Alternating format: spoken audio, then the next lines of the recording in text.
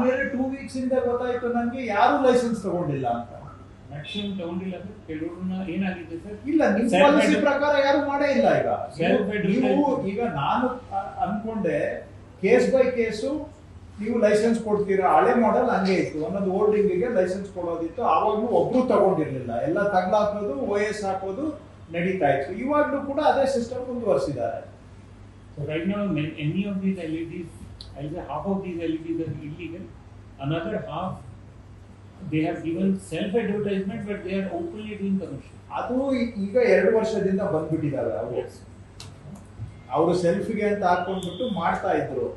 ಅದು actually half ಇಲ್ಲ, ಅದು ಇನ್ನೊಂದು ಸ್ವಲ್ಪ ಕಡಿಮೆ ಇದೆ. ಅಂಡ್ ಅವ್ರದೆಲ್ಲ ಚಿಕ್ಕ ಸೈಜ್ ಇತ್ತು. ಇವಾಗ ಈ ಪಾಲಿಸಿ ಬಂದ ತಕ್ಷಣ ಅವರೆಲ್ಲ ತೆಗೆದು ದೊಡ್ಡ ಸೈಜ್ ಹಾಕೊಂಡಿದ್ದಾರೆ.